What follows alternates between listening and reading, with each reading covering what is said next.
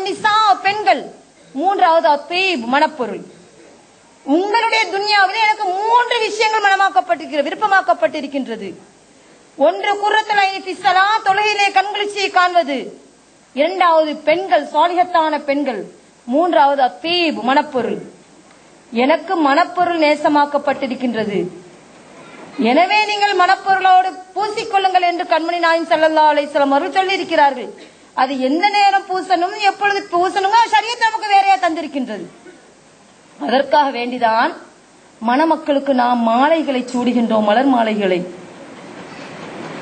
நம்முடைய கொள்கைக்கு அப்பாற்பட்டவர்கள் சொல்கின்றார்கள், இது ஷிர்கு, இது பிதாத். படித்தது 2 தான். ஒன்று ஷிர்கு, ஒன்று பிதாத். இந்த 2 தான். இதை விட்டு அவர்கள் வேற எதுவும் அவர்களுக்கு சொல்ல தெரியாது. ஷிர்கு, பிதாத், இந்த 2 தான். காரணம் கேட்டால் சொல்கின்றார்கள், அந்த மலர் மாலையிலே காசுகள் வீண் விரயம் செய்யப்படுகின்றன, சல்லிகள் வீண் விரயம் செய்யப்படுகின்றது. என்ன வீண் விரயம் செய்யப்படுகிறது? அது காய்ந்து விடுகின்றதாம், தூக்கி கீழே போட்டு விடுகின்றோமாம். சரி, காய்ந்து விடுகிறது, கீழே தூக்கி போட்டு விடுகின்றோம்.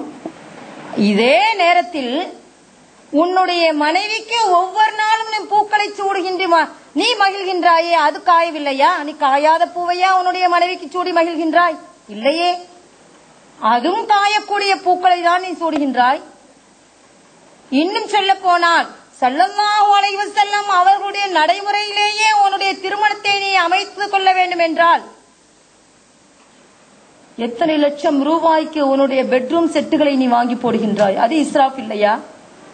இது பெருமானார் ஸல்லல்லாஹு அலைஹி வஸல்லம் அவருடைய நபி வழிமுறையிலே வந்ததா?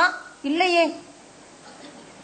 உன்னுடைய மனைவிக்கு எத்தனை ஆயிரத்திற்கு நீ பிடவை எடுத்துக் கொடுக்கின்றாய், டிரெஸ் எடுத்துக் கொடுக்கின்றாய், அது வீண் விரயம் இல்லையா? இந்த நிக்காகிலே பைத்து சொல்லி அழைப்பதும் பூமாலை போடுவதும் தான் உனக்கு இஸ்ராப், வேறு ஒன்றும் இஸ்ராஃபாக உனக்கு தெரியவில்லை. ஆக அருமையான சகோதரிகளே, அவர்களுடைய கொள்கைகள் அனைத்துமே நம்மை இபாதத்திலே சேரவிடாமல் ஆக்குவது, தானும் கெட்டு பிறரை வழிகெடுக்க செய்வது, இதுதான் அவர்களுடைய நோக்கமே. அல்லாது அவர்கள் உண்மையான கொள்கையை பரப்பக்கூடியவர்கள் அல்ல, உண்மையான கொள்கைகளை சொல்லக்கூடியவர்கள் அல்ல அவர்கள்.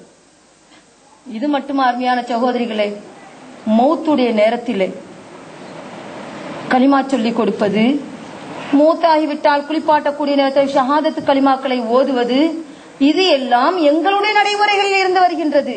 ஏன் அவர்கள் தான் மூத்தாகிவிட்டார்களே, ஏன் ஓதணும்? பெருமானார் ஸல்லல்லாஹு அலைஹி வஸல்லம் அவர்கள் சொல்லி காட்டினார்கள், மாஉ ஸம்ஸம லிம ஷுரிப லஹு, சூரத்து யாசீன் லிம குரிஅ லஹு. ஸம்ஸம் தண்ணீர் எந்த நோக்கத்திற்காக வேண்டி அருந்தப்படுகின்றதோ அந்த நோக்கம் நிறைவேற்றப்படுகின்றது. ஹதீஸ். ஸம்ஸம் தண்ணீர் எந்த நோக்கத்திற்காக அருந்தப்படுகின்றதோ அந்த நோக்கம் நிறைவேற்றப்படுகின்றது.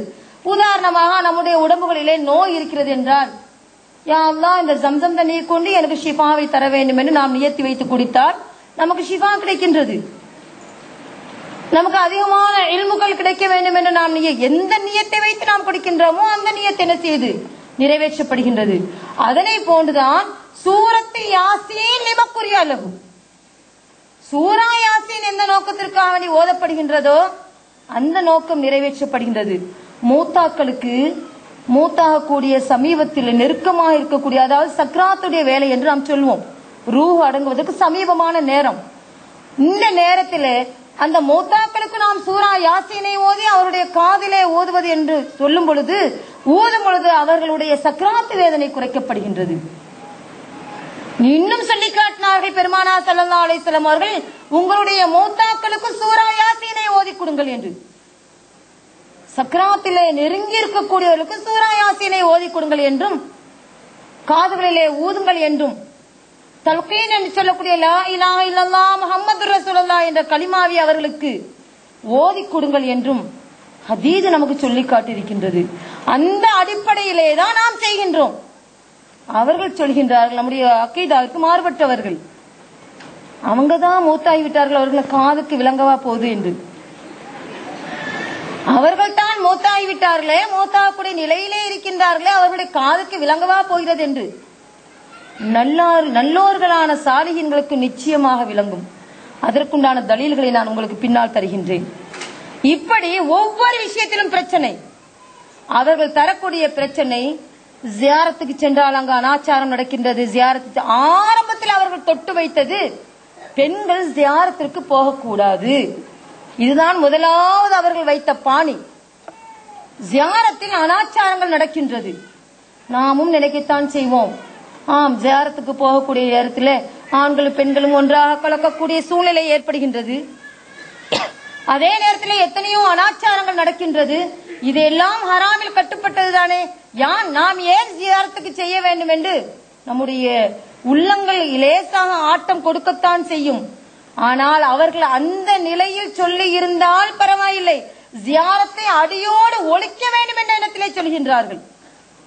ஜியாரத்தை செய்யக்கூடாது, வசீலா கூடாது, மௌலிது ஷரீப் ஓதுவது கூடாது, ஸலவாத்து நாரியா கூடாது, தராவீஹ் தொழுகை என்பது இல்லை, தொப்பி போடுவதற்கு ஆதாரம் கிடையாது, தொழுகையிலே அத்தஹியாத்திலே விரல் அசைத்தல், நெஞ்சிலே தக்பீர் கட்டுவது, சுபுவுடைய தொழுகையிலே குனூத்து ஓதாமை, அடுத்து இப்படி எத்தனையோ விஷயங்கள். ஒதுவின்றி ஹைலோடு குர்ஆனை தொடலாம், ஓதலாம். ஜியாரத்துள்ள பள்ளியிலே தொழக்கூடாது, தக்லீது கூடாது, அல்லாஹ்வுக்கு உருவம் இருக்கின்றது, தொழுகையிலே குர்ஆனை பார்த்து ஓதலாம், இஸ்திகாதா கூடாது. எல்லாம் பிதாத்துல் தலாலா. அவருடைய பாணி இதுதான். எல்லாம் பிதாத்துல் தலாலா, வழிகேடுதான், எல்லாமே வழிகேடுதான். சஹாபாக்கள் பிதாத்து செய்துள்ளார்கள். ஜுமாவிலே பாங்கு மட்டும்தான் இருக்கின்றது, இகாமத்து இல்லை. ஈசா சவாபு கூடாது. நபிகள் அல்லாஹ்வை பார்க்கவில்லை. ஏன் மேராஜி கூட அல்லாஹ் நபி ஸல்லல்லாஹு அலைஹி வஸல்லம் அவர்கள் செல்லவில்லை. பிறந்த குழந்தைக்கு பாங்கு இகாமத்து கூடாது. நபிகளின் பெற்றோர்கள் முஸ்லீம்கள் இல்லை. நவுது பில்லாஹ். நபிகள் பெருமானார் ஸல்லல்லாஹு அலைஹி வஸல்லம் அவர்கள் நம்மை போன்ற சாதாரண மனிதர்கள் தான். கூட்டு துஆக்கள் கூடாது. இப்படி எத்தனையோ பிரச்சனைகள், ஏகப்பட்ட பிரச்சனைகள். எதில் தான் பிரச்சனை இல்லை, அனைத்திலும் பிரச்சனைகள் தான். இப்படி மனிதனுடைய நாம் செய்யக்கூடிய இபாதத்தை கொஞ்சம் கொஞ்சம் கொஞ்சமாக குழி தோண்டி புதைக்கக்கூடியவர்கள் அவர்கள். நாம் கவனமாக இருந்து கொள்ள வேண்டும். நம்மினுடைய ஈமானை பாதுகாப்பது என்பது ஒவ்வொருவர் மீதும் கட்டாய கடமை. நம்முடைய ஈமானை அவர்கள் குழி தோண்டி புதைக்க பார்க்கின்றார்கள். அருமையான சகோதரி, நாம் உஷாராக இருக்க வேண்டும். நாம் மட்டும் இருந்தால் போதாது, நம்முடைய குழந்தைகளையும் இந்த சிறிய வயதிலிருந்தே உஷார்படுத்த வேண்டும்.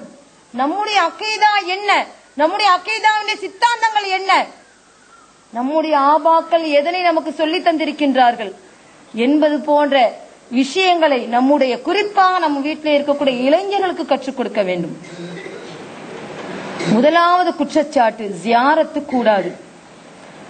ஆரம்ப கட்டத்திலே அப்படிதான் சொன்னார்கள், ஜியாரத்து கூடாது, பொதுவாக தடை செய்யப்பட்டிருக்கின்றது.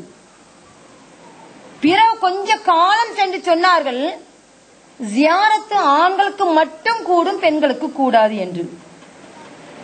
ஆண்களுக்கு மட்டும் கூடும், பெண்களுக்கு கூடாது. அந்த ஜியாரத்து அனைத்தையும் தரைமட்டமாக உடைக்க வேண்டும் என்று சொன்னவர்கள் இன்று ஒரு ஜியாரத்தையாவது அவர்களுடைய கைகளால் உடைத்திருக்கின்றார்களா? அவர்களால் காட்ட முடியுமா? சொல்கின்றார்கள், ஜியாரங்கள் அனைத்தையும் உடைக்க வேண்டும், தரைமட்டமாக ஆக்க வேண்டும் என்று சொல்கின்றார்களே தவிர இன்றளவு ஒரு ஜியாரத்தையாவது அவர்களுடைய கைகளால் உடைத்திருக்கின்றார்களா? உடைக்க முடியாது. பயம், அந்த பயம் இருக்கின்றது. ஆனால் உடைக்க மாட்டார்கள். உடைப்பதற்கு அவர்கள் திராணி பெற மாட்டார்கள், சக்தி பெற மாட்டார்கள். அப்படி ஜியாரத்தை உடைத்தார்கள் என்றால் அல்லாஹ் அங்கனையே அவனை உடைத்து விடுவான். அருமையான சகோதரிகளே, ஜியாரத்து கூடாது என்பதற்கு ஒரு ஹதீஸை அவர்கள் ஆதாரம் வைக்கின்றார்கள். என்ன சொன்னார்கள் கண்மணி நாயகம் ஸல்லல்லாஹு அலைஹி வஸல்லம் அவர்கள்? குந்து நஹைத்துக்கும் அன் ஜியாரத்துல் குபூர், கபூர்களை ஜியாரத்து செய்வதை விட்டும் உங்களை நான் தடை செய்திருக்கின்றேன் என்று கண்மணி நாயகம் ஸல்லல்லாஹு அலைஹி வஸல்லம் அவர்கள் சொல்லி காட்டினார்கள். புகாரிலே பதிவாக்கப்பட்ட ஹதீஸ். சொல்லுவார்கள், குந்து நஹைத்துக்கும் அன் ஜியாரத்துல் குபூர், கபூர்களை ஜியாரத்து செய்வதை விட்டும் உங்களை நான் தடை செய்திருக்கிறேன் என்று ஸல்லல்லாஹு அலைஹி வஸல்லம் அவர்கள் சொல்லி காட்டினார்கள். ஆனால் அதற்கு பின்னால் வரக்கூடிய வாசகங்களை விட்டுவிட்டார்கள். அவர்களுக்கு சாதகமானதை எடுத்துக் கொள்வார்கள், அவர்களுக்கு பாதகமானதை விட்டு விடுவார்கள். என்ன சொன்னார்கள்? அருமை நாயகம் ஸல்லல்லாஹு அலைஹி வஸல்லம் அவர்கள் ஜியாரத்து செய்வதை உங்களை நான் தடை செய்திருக்கிறேன் என்று சொன்னார்கள். இது எப்பொழுது சொல்லப்பட்டது?